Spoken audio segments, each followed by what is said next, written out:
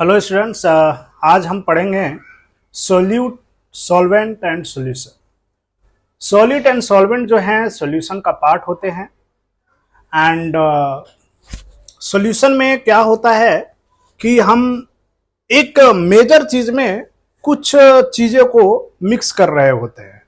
जब भी किसी मेजर चीज में हम कुछ चीज़ों को मिक्स करते हैं तो जो नया मिक्सचर बनता है उसे हम सॉल्यूशन बोलते हैं। एंड सॉल्यूशन में हमारे मेन दो कंपोनेंट होते हैं, एक होता है सोल्यूट और एक होता है सॉल्वेंट। अब ये सोल्यूट हम किसको बोले एंड सॉल्वेंट हम किसको बोले, ये जरा सा हम समझेंगे। सोल्यूट में क्या होता है, सॉलिड हम उस मटेरियल को बोलते हैं। सपोज दैट हमारा सॉल्यूशन लिक्विड है तो सोल्यूट हम उसको बोलेंगे कि the substance which is dissolve in the liquid to make a solution is solute. यानी कि एक ऐसा सब्सटेंस जो कि लिक्विड में डिसॉल्व होता है उसे हम सोल्यूट बोलेंगे। जैसे कि वाटर में डिसॉल्व होता है सॉल्ट, तो अगर हम वाटर में सॉल्ट को मिक्स करते हैं तो वो हमारा सोल्यूट है।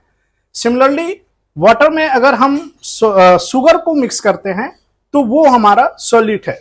लेकिन कोई जरूरी नहीं है कि जो सॉल्यूशन है हमारा वो हमेशा जो है वो हमारा लिक्विड होगा या लिक्विड स्टेट में होगा।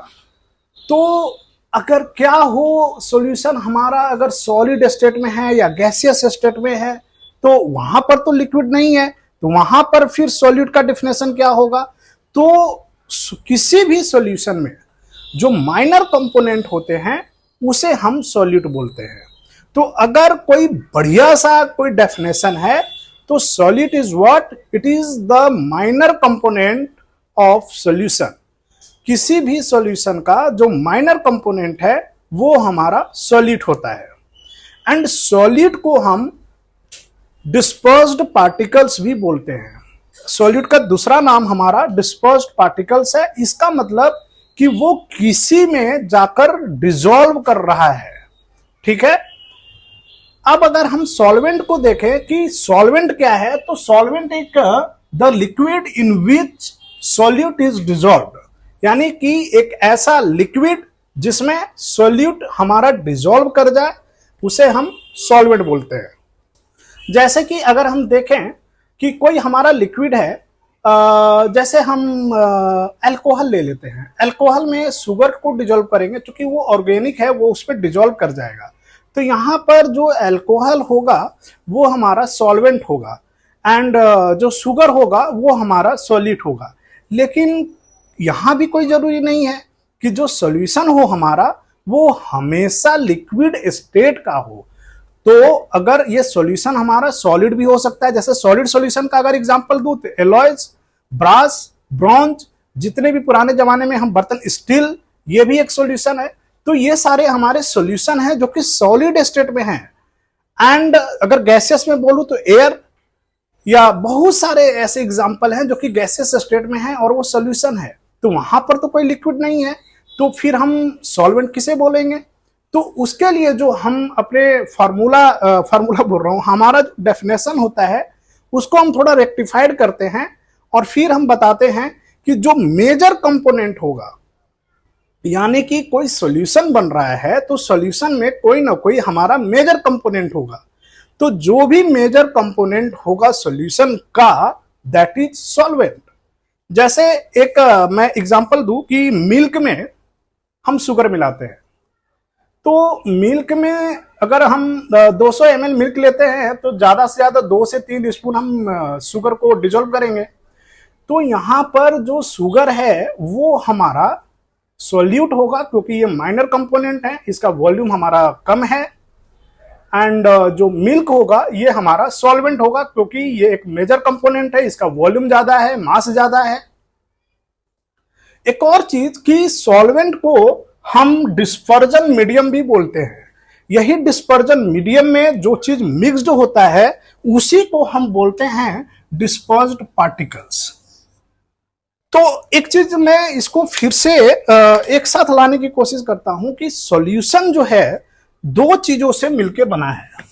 सॉल्यूशन हमारा दो चीजों से मिलकर बना है, एक सॉल्यूट और एक सॉल्वेंट। सॉल्यूट क्या होता है ये मेजर कंपोनेंट होता है। एंड सॉल्यूशन क्या होता है, सॉल्वेंट क्या होता है, सोल्यूट।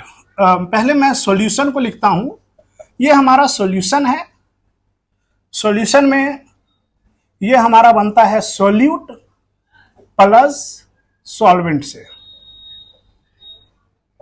यानी कि कोई भी चीज, कोई भी मिक्सचर होगा वो हमारा सॉल्यूट एंड सॉल्वेंट से बनेगा। तो सॉल्यूट क्या होता है, सॉल्यूट हमारा होता है माइनर कंपोनेंट। सॉल्यूट हमारा होता है माइनर कंपोनेंट एंड सॉल्वेंट होता है हमारा मेजर कंपोनेंट। किसका, सॉल्यूशन का। और इसका एक अगला नाम हम बोल सकते हैं कि डिस्पर्स्ड पार्टिकल्स, क्योंकि ये जाकर डिसॉल्व होता है। एंड इसके लिए हम बोल सकते हैं डिस्पर्जन मीडियम।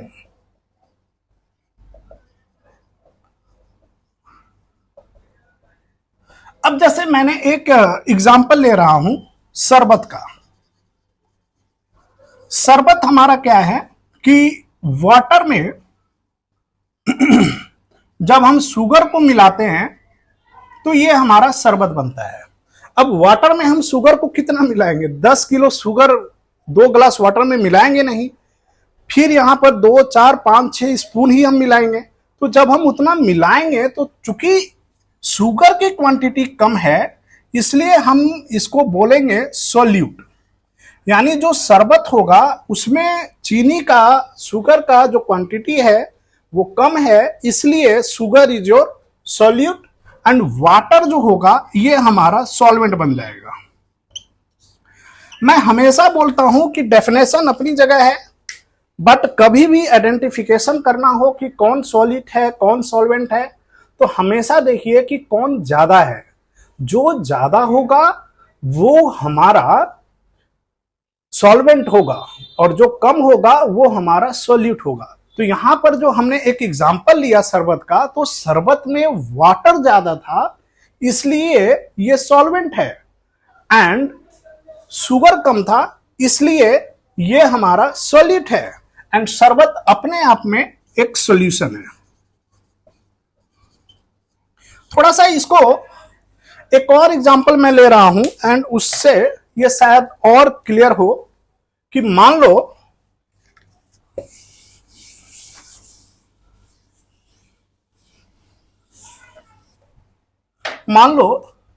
कि एक बैड पर्सन है, एक बैड पर्सन है।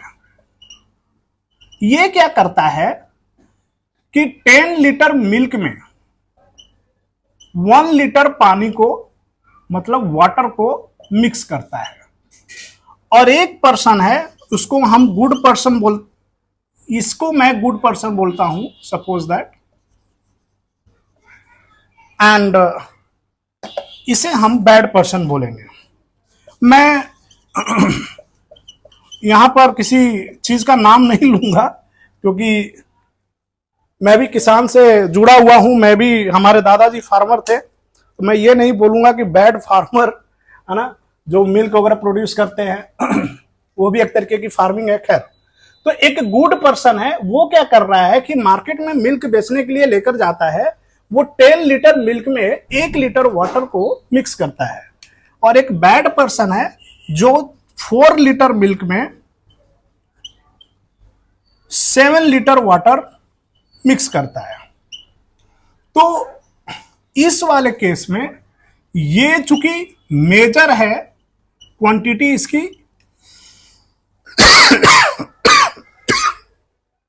इस वाले केस में इसकी क्वांटिटी ज्यादा है, तो ये होगा हमारा सॉल्वेंट। और इसकी क्वांटिटी कम है, इसकी क्वांटिटी कम है, तो ये होगा सोल्यूट। बट इस वाले केस में इसकी क्वांटिटी कम है, यानी ये हमारा माइनर कंपोनेंट है, तो ये हो जाएगा सोल्यूट। और इसमें ये मेजर कंपोनेंट है, तो ये हो जाएगा हमारा सॉल्वेंट। अब इस एग्जाम्पल को देखिए और समझने की कोशिश कीजिए कि जो भी हमारा ज्यादा होगा वो हमारा सॉल्वेंट होगा और जो कम होगा वो हमारा सॉल्यूट होगा। तो यहां पर पहले एग्जांपल में मिल्क इटसेल्फ हमारा सॉल्वेंट है, बट दूसरे एग्जांपल में मिल्क हमारा सॉल्यूट है। एंड यहां पर वाटर जो सॉल्यूट है और यहां पर वाटर जो है सॉल्वेंट है, क्योंकि उनकी क्वांटिटी चेंज कर रही है। तो this is the concept of solute and solvent. एक और यहां पर मैं चीजें बता रहा हूं, अब आप लोग क्लास 9th में आ गए हो, तो यहां पर एक वर्ड आपको बार बार सुनने को मिलेगा, aqueous solution. Aqueous solution, aqueous solution का मतलब यह होता है कि सॉल्वेंट हमारा, सॉल्वेंट इज वाटर। कोई भी ऐसा सॉल्यूशन जिसमें वाटर एक पार्ट है, वाटर एक सॉल्वेंट है, that is your aqueous solution. जैसे शरबत, ब्राइन सॉल्यूशन। ब्राइन सॉल्यूशन क्या होता है कि सॉल्ट एंड वाटर का मिक्सचर होता है, और शरबत तो खैर हम लोग पीते ही रहते हैं। शरबत ये वाटर एंड शुगर का मिक्सचर होता है। तो ये हमारा एक्वस सॉल्यूशन है। एक हमारा होता है non aqueous solution. Non aqueous solution क्या होता है? नॉन एक्वस सॉल्यूशन, इसका मतलब कि सॉल्वेंट इज नॉट वाटर। अगर सॉल्वेंट हमारा वाटर नहीं है तो क्या होगा? कोई ऑर्गेनिक सब्सटेंस हो सकता है, ऑर्गेनिक सॉल्वेंट हो सकता है। जैसे हम ले ले विनेगर। विनेगर में हमने कुछ चीज मिला दिया, मान लो कि इसमें वाटर ही मिला, वाटर तो फिर एक्वस हो जाएगा। विनेगर में मान लो कि हमने चुकंदर का जूस, चुकंदर बीटरूट जूस मिला दिया, बीटरूट जूस, तो ये हो जाएगा नॉन एक्वस सॉल्यूशन। ठीक है, हम जो अनियन खाते हैं ना, जो वो रेड कलर कुछ उस तरीके का होता है, उसमें बीटरूट का जूस मिलाकर उसमें अनियन को डाल देते हैं और खाने में बड़ा अच्छा लगता है, तो वो एक्वस सॉल्यूशन नहीं है, वो हमारा विनेगर एंड बीटरूट का जूस मिल रहा है, तो वो नॉन एक्वस सॉल्यूशन है। तो aqueous solution, non aqueous solution, साथ ही साथ सॉल्यूट, सॉल्वेंट आपका क्लियर हो गया होगा। एक चीज और यहां बता दूं कि सॉल्यूशन का मतलब केवल लिक्विड वाला चीज नहीं होता। सॉल्यूशन का मतलब सॉलिड वाला चीज भी होता है, जैसे ब्रास हमारा एक सॉल्यूशन है, एयर भी हमारा सॉल्यूशन है। सॉल्यूशन के 3 तरीके के टाइप्स होते हैं। पहला होता है ट्रू सॉल्यूशन, फिर कोलाइडल, फिर सस्पेंशन। तो सॉल्यूशन कुछ भी हो सकता है, solid, liquid, gas, homogeneous, heterogeneous, कुछ भी हो सकता है। खैर एनीवे, यहां पर मेरा 2 चीजों पे फोकस है कि सॉल्यूशन के अंदर में सॉल्यूट एंड सॉल्वेंट आपको समझ में आ जाए। दूसरी चीज कि आपको एक्वस एंड नॉन एक्वस चीज को समझना बहुत जरूरी है, और ये भी होप सो कि आपको समझ में आ गया होगा। ठीक है, तो आज के लिए हम इतना ही रखते हैं। Thank you.